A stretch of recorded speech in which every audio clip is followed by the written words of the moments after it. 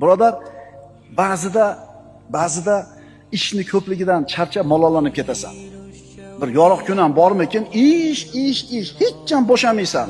Birodar, ishingni ko'pligi baxt.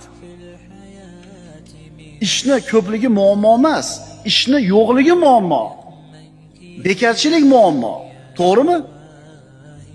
Yurting tinch, taning sog', mehnatingga pulni berib turishdimi, ishlab maza qilmaysanmi? O'g'il bola, peshanang tellab, yengini shimarab, bir ketmon chopmaysanmi chiqib turib? Ya bekor o'tiraveradi. Birodarlar, Ibn Sino bu ulug' tabib nima degan?